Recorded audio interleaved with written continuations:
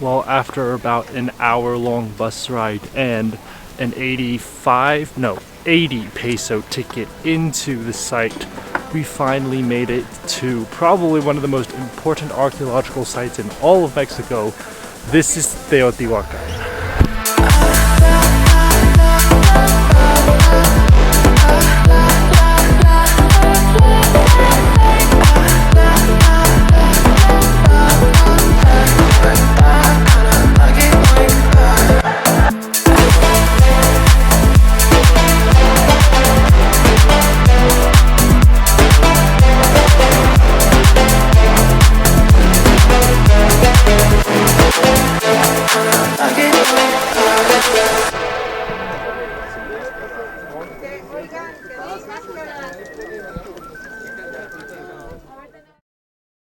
It's an early morning here in Mexico City. The sky is clear, the sun is out. Could not be asking for a better day in terms of weather, but we've got a bus to catch, so let's get on our way.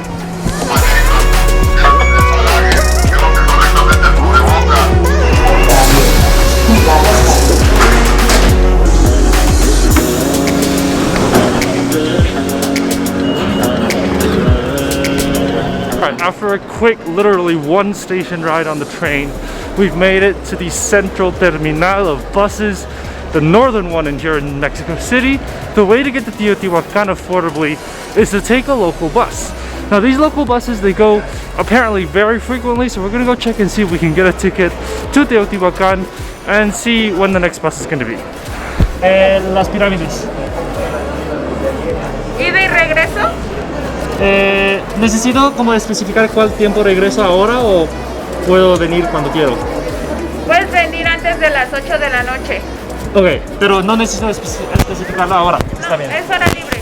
Bueno. ¿Ida y regreso? Sí. ¿Uno? Sí. 104. ¿Tendré los 4 de pura casualidad? Alright, we just managed to get our ticket. Turns out that line, you can see all those people behind me. They're all going to Teotihuacan. It is insane. I would suggest that if you are going to go to Teotihuacan, come super early. I arrived at like 8:30 and I still had to wait about half an hour to get my ticket. So definitely come here early to get your ticket. But we finally got it. Hopefully we'll get on the bus soon and be on our way.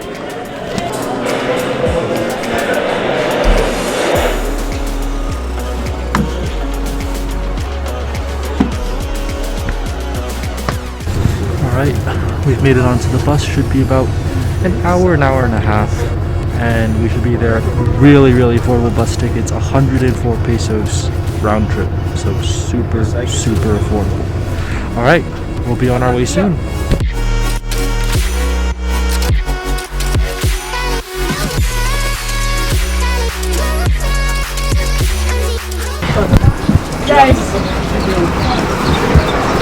Un boleto con diapositiva de videograbación.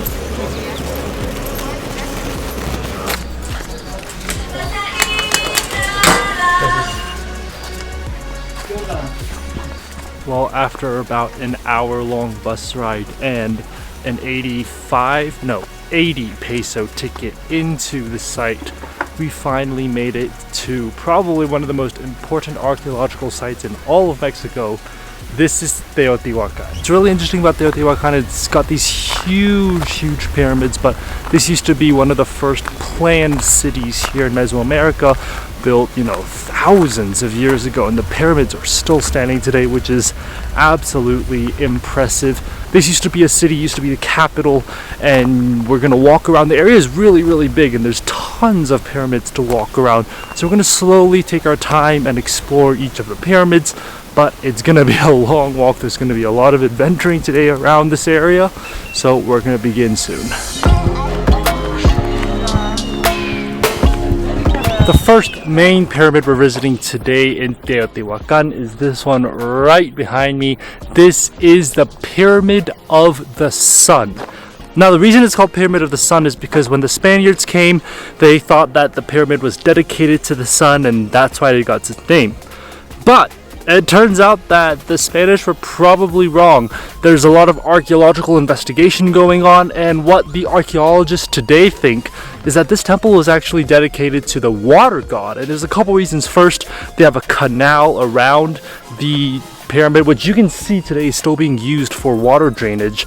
Second, there's like some children which are supposed to be symbolic of the water god, and there's a cave also underground. So there's a lot of signs that actually point to this pyramid being a pyramid for the god of water rather than the god of the sun. So the Spanish probably got it wrong, but once again, it's a huge pyramid. It's 1,000,000 cubic yards in volume, which is just crazy to imagine that they built this over 2,000 years ago, and it's still standing to this day. Now, when it was originally built, there would be more things on top. It would be taller. There was supposed to be a temple on the top of it, but obviously the temple did not survive, so here we are with what remains, but still already extremely impressive. We've come here on a Monday and there's basically nobody around, so definitely if you're coming to Teotihuacan, do it on a weekday, because apparently nobody comes here during the weekday.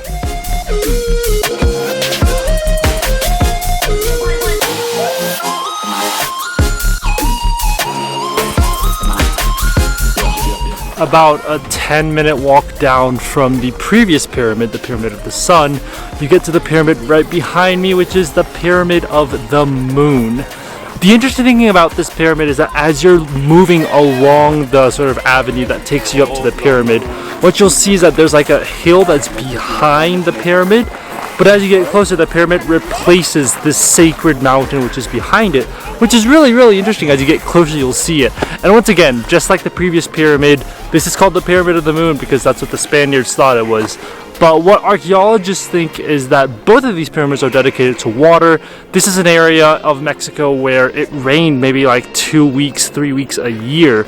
So they had to pray for the water gods to rain down on them, and that's exactly what they did. That's why they built these huge pyramids as sort of sacrifices to the gods of water.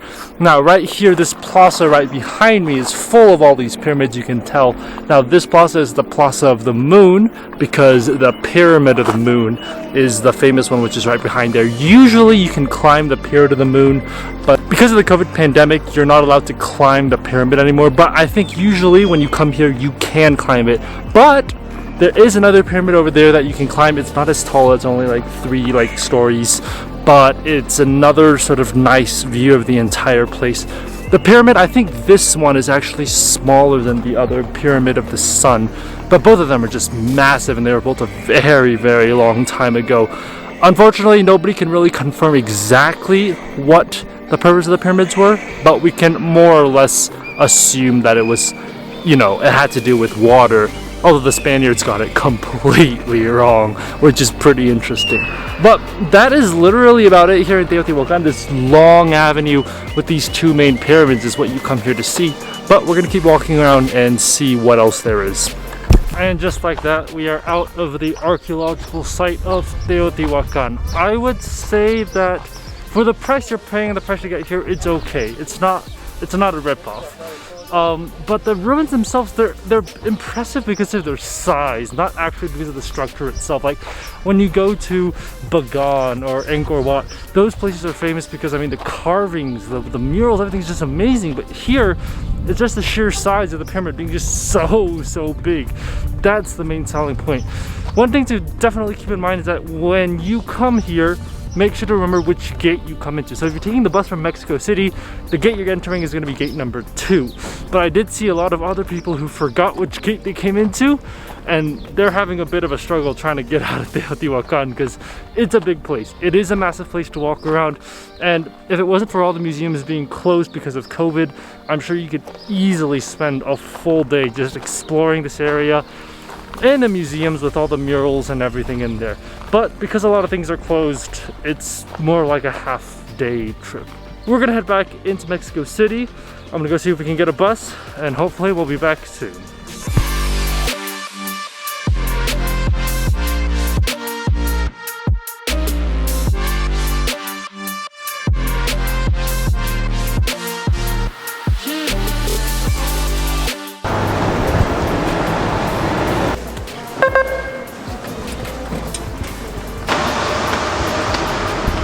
And just like that, after a bus ride and a quick train ride, we are back in Mexico City.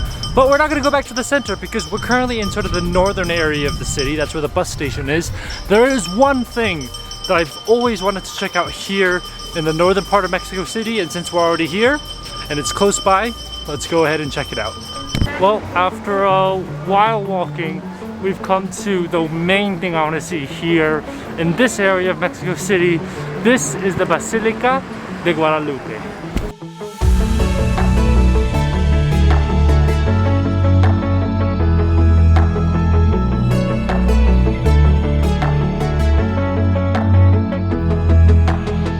Alright, that just now was the Basilica, and it is a super modern church, and it's a really super nice modern church. They've got some like religious articles in there, like a painting and stuff, but it's really, really nice. Unfortunately, they're in mass right now, so you can't go into the main area, but you can go inside like the back alley and like downstairs. There's like this walkway thing. It's really, really nice. I highly recommend it. But what I didn't realize about this place is that it's not just one basilica. There's a whole bunch of like walkways and churches around here that you can explore as well. So that's what we're gonna do. I didn't realize that there was more to do here than just the basilica. So right now we're gonna go over to explore the other church, but honestly most of the people here are actual people living here from Mexico City, going to do their offerings and their prayers and stuff like that. So it's super normal to see that here, and this is probably the least touristy church, but one of the most beautiful I've seen here in Mexico City. Alright, let's go ahead and explore the other churches just within this area. Alright, well, I think that we can't visit the churches. So there are churches here. Let's just make this clear. There are tons of churches around here. There's also a hill back there with churches on top, but they're all closed. When I entered, actually, this door was open. I saw people going in, but I think, well, the time I was inside that church, these churches closed. So be aware of the closing times when you come here. There are a lot of churches, there's a lot of things to see, and they close at a certain time, so make sure to just pay attention to that. But I think what we're gonna do is we're going to head out of this sort of park area. You can see it's like a huge plaza. It's really, really nice, but because of the rain, it's pretty annoying.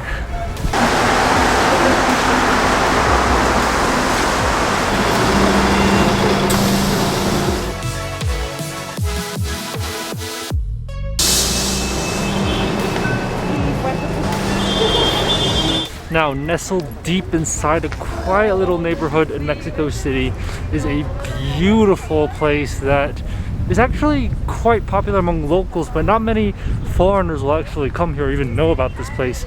This is Kiosko Morisco.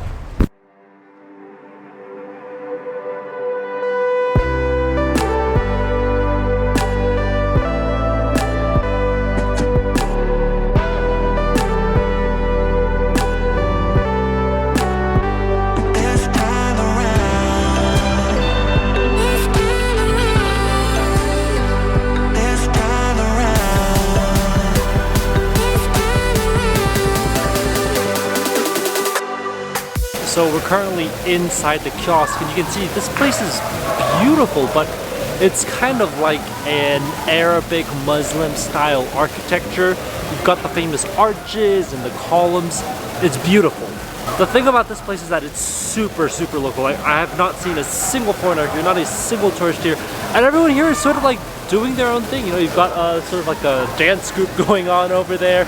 You've got a family over there doing some exercises. You've got couples out here sort of hanging out. So it's a really like communal space. It's really nice, and this is really like local Mexico City. This is how you really know that this is local. This place is just stunning. It's beautiful. It's just a nice little park nestled in a little neighborhood in Mexico City, but honestly, it's stunning, and it's one of the most beautiful places I think I've seen here in Mexico City. The people here are amazing. They're all really nice locals here, and I would say this place is pretty safe. It's a nice neighborhood. You've got some pretty posh restaurants around, but at the same time, it's not like Condesa where it's super gentrified and all you have are, you know, Americans and foreigners. This place is still super, super local. The people who live here are Mexicans. The people who come here to this park are all local who live probably just around this neighborhood. And it's really, really nice place to come and just hang out, especially during, you know, the sunset. Unfortunately today it's raining. There is no sunset. The clouds have completely blocked out the sun. But it's still a beautiful place to come and visit, especially if you're in this area of Mexico City. Anyways, I'm going to end the vlog here. We did a lot today. We went to Teotihuacan, and I have to say, for the price, it was okay. But if it was more expensive, I would have said that Teotihuacan was not worth it. But to visit Teotihuacan, we kept it under 10 bucks. We, you know, took a bus, we paid the entrance fee, and that's it. So you can do Teotihuacan very affordably. We spent 200 pesos maximum, whereas most tour groups in the rest of, you know, Mexico City are going to charge you maybe 700, 900 pesos, which is almost triple or quadruple the price. So do it the local way. I would say Teotihuacan's a nice place to walk around, but if the museums are closed like they were today because of the COVID pandemic, there's really not that much to do, especially when they close the pyramids and you can't even climb the pyramids either. So after that, we've come back, and yeah, Mexico City is beautiful. Unfortunately, the rain sort of dampened what we could do today, but I mean, ending it at this place here is just magnificent. I could not have asked for a better place to end the day with. Anyways, that's all I have for you guys today, and I'll see you guys on the next video here from Mexico City. Bye guys.